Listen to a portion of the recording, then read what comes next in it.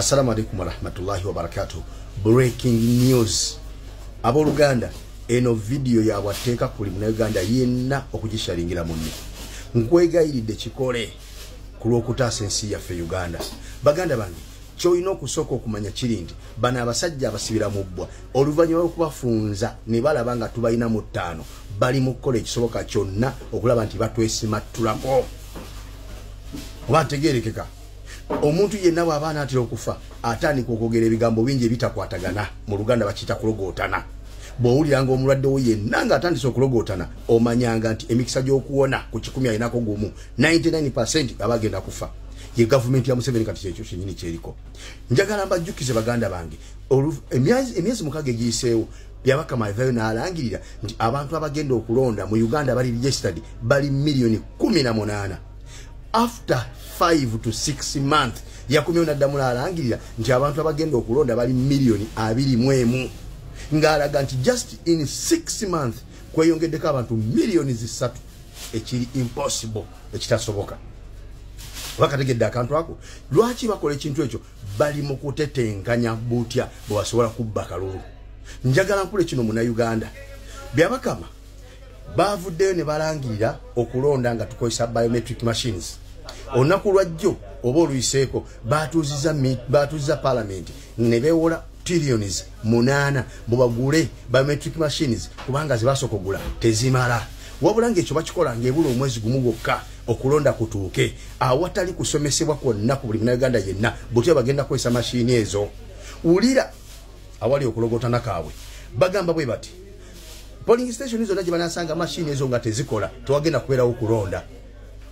Okiwulidde ekyo kimu. Ekyokubiri gwe wenna anaagenda bakoze biometric machines ezo nga baziinstoolinzemu omuwendo gw'abantu bameka beeyina okuinstoolinga. Bw'onojja okulonda ne bw'onosangawo mashini eyo bajja kugamba nti ejjudde tekyalina space weinstallinga abantu bebagigerera okubeera kapasite yaayo awo weekoma. Kitegeeza nawe oba togenda kukola ki oba togenda kulonda. Ompuliriza oba nedda.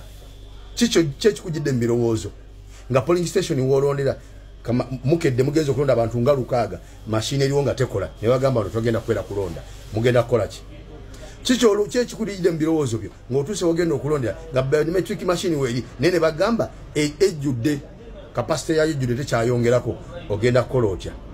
Kino kyenjagala okubuulira mu Uganda. Tewaliwo methodi yonna gye tugenda kukozesa mu kulonda e Uganda Museveni atuwangule teriiyo.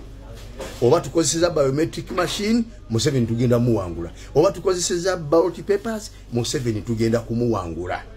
Okategedde ako?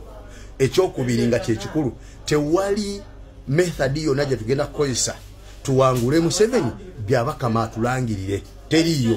Kakitegeeza nti tewaliwo kye tuba tukaabiranga abana Uganda mbu tukabire ballot papers bwe tunatolera ku ballot papers byabakama lwana atulangirira nga tukozesa ballot papers nedda tajja kutulangirira. Bwe tunatukozesa biometric machines byabakama lwana atulangirira nedda tajja kutulangirira. Ne bwe tunawangula Museveni n'ebitundu 9.5 ku 10 mu buli methodi yonna gye tunatukozeseza byabakama tagenda kutulangirira.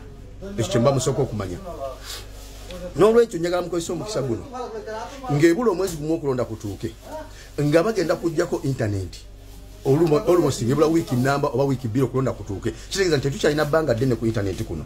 Kati mukozesa omukisa guno nga internet ekyaliko buli ggulire tuteekayo buli information gye tubawa mugitwale nga nkulu nnyo mugisharinge muyinza obutaddamu kufuna mukisa kuulira nga tubagamba bigambo bino mubiwulirize kati. Gwe genda mu kulonda genda olonde oba mashini weeziri oba teziri ogwe genda ku polling station mubeereewo mu bungi nga bwe muze okulonda ensi ekirabe nti bazze okulonda nga tole biometric machine eziriwo nga tezikola oba nga teziriwo ne batalonda naye nga bazze. Oba mugende mulonde bagaye nti ejjudde naye nga weemuli. Omanyi lwaki? Ffe tugenda mu kalulu kano nga sigamba nti nno ke kagenda okutuwanguzisa entebe y'obwa pulezidenti. Ekyo nzikiriziganya 10 ku 10 n'omukazi gwe bayita Nalweyiso bwe yavaayo n'agamba nti akalulu ke musola mu bokisi si kagenda okusalawo ani akulembera eggwanga. Yes, kituufu. Muna Uganda gwogenda okusalawo ani agenda okukulembera ku luno. Si kapapula tukagenda kuddamu tusalirawo. Si byabakama si agenda tusalirawo.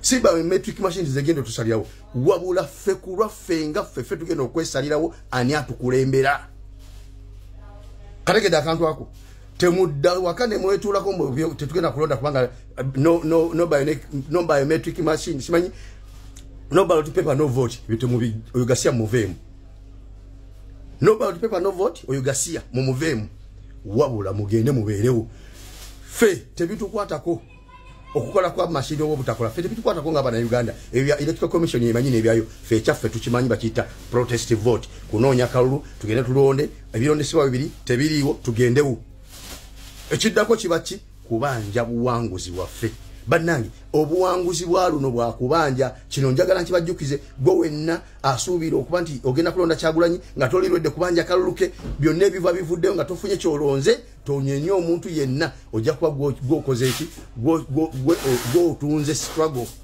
genda okulonda Kyagulanyi ng'okimanyi nti okulonda obulozi tekumala waliwo okukola ki okubanja akalulu oba baagala oba tebaagala. Please share the video.